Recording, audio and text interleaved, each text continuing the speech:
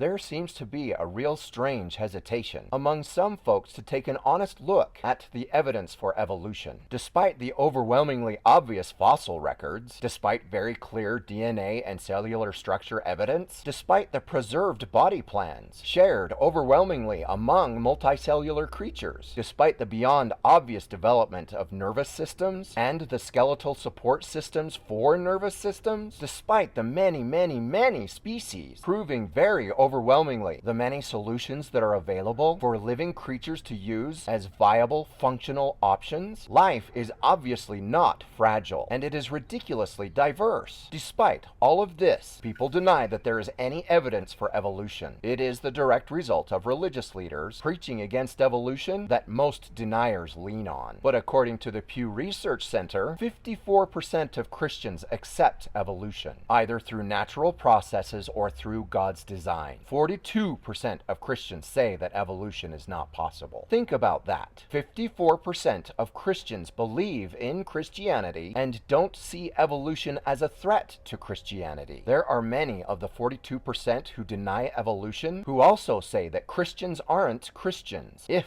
they believe in evolution. If evolution teaches us anything, the more isolated species and ideas make themselves, the more difficult it is for those species and ideas to continue. Is evolution real? Absolutely. Is it traceable through humans? Yes. Do evolutionary forces affect human populations? Very strongly so, throughout humanity's entire history. Religion itself is very strongly evolutionary for some very simple reasons. Humans increase their chances for survival by gathering in large groups, and humans are very susceptible to social pressure, to conform to group requirements, and to support their groups when driven by causes that inspire them. When these causes include supernatural entities that seem to be responsible for the creation of, and weirdly take pity on us ridiculous humans, these causes tend to stick around for a really long time. And there are many diverse groups inspired in this specific way who absolutely despise and denounce one another. Why are humans entirely distrusting of groups that are not their own? Why is human history absolutely filled with violence and conflict? Who survives to make more kids? The people most willing to attack and destroy other groups, or the people who are attacked and destroyed by those groups? Thank goodness war is so energy taxing, because if warmongers didn't need food and shelter and other support to wage their wars, the only people who would exist would be warmongers. But not for long. Do you remember what isolation does? It works on warmongers too. If warmongers end up the only people alive, you can say goodbye to humanity, because the one thing that warmongers are really good at is the very thing that will wipe out humanity entirely. Evolutionary forces have clearly shaped humanity throughout history, and these forces rage on today, right now. One of the reasons that so many religionists, including Christians, are willing to accept evolution as fact is because the concept of evolution is quite elegant and beautiful. Literally every species on Earth is related to each other. That is a very beautiful and elegant idea. When I was a religionist myself, I heard about some guy that carried God's commandments on stone tablets. So a god talked to a guy and then wrote on stone. Very interesting. I was always a little fascinated with the Genesis story of creation, because it seems to me like someone was trying to put together a list of things that needed to show up first before other things could arrive. An early scientist, if you will, who looked at the world and asked, how would you put all of this stuff together? And I don't know if their ideas got hijacked and rewritten as the Genesis story, but there seems to be some actual scientific thought in that story. And what I want to know is what this person would add to their Genesis story now with the information that we have today. Would that scientist balk at evolution? I really don't think so. Someone somewhere seemed to be putting in some real sincere thought into how the world might have come about, and the Genesis story is thick with it. Think about this. A god with nothing but eternity on its hands takes 6 days to create a nest just for some pathetic humans that it doesn't actually really like, telling us about creation, but acting like it's really not worth knowing. Or a God with obviously unlimited amounts of time, who created humans to be artists and inventors, lovers and thinkers and admirers of our universe. That God took billions of years, spent that time to put together a mesmerizingly beautiful universe, a mind-boggling planet of diversity and wonder and awe. And talk about writing on stone, billions of years of history preserved in stone. A couple of dozen million fossils so far. A crazy geological story that speaks of countless cataclysms, great changes in the land, water, and air of our planet, much of life wiped out time and time again. And yet, life continued despite the challenges, despite the odds, because life is ridiculously resilient. It lives literally everywhere we look, and when it comes across a really great idea, it can run with that idea for millions and millions of years. At this moment of cosmic history, humans appeared, capable of seeing the writing of the fossils in the stones, capable of reading the DNA code that makes all life possible, capable of admiring the absolute brilliance of what a god can really do with nothing but time on its hands. No human needed to be talked to for those fossils to be written on stone. No human needed to be consulted for mutations to work, and no human has any conscious say in where evolution is going. Gods or not, I do not believe that Earth was just waiting for humans to arrive so that they could lord over it. And I don't believe that Earth life will end when humans disappear. Humans have changed our world in ways that few species have. There are some changes that only humans have ever enacted, and we are still not any less reliant on our planet for survival than any other species who wrote their stories on stone. I often wonder what the stone will tell about humanity's story. What of our craziest accomplishments will be preserved? On a personal note, I laugh to think that my hands end up preserved. Some future species finds my fossil and proclaims me to be some kind of new bizarre human species. That would be the funniest thing ever. But when our sun finally boils away our oceans and then swallows up our planet entirely, when everything that evolution ever did on Earth is finally erased and hopelessly lost forever, life will not cease to exist at that point. If life exists on our tiny blip of a planet, if life can travail disasters beyond human comprehension time and time again here, then life certainly exists all over our universe. My guess is that life can take on forms that we haven't encountered at all here on Earth, or even tried to imagine in all of our storytelling. Does nature need a god? No. Does that rule out a god? No. But what does it say about humans showing up on Earth? We are merely traveling through a sliver of Earth's time here. We are not the crowning event. And when we disappear, life on Earth will continue onward just fine without us.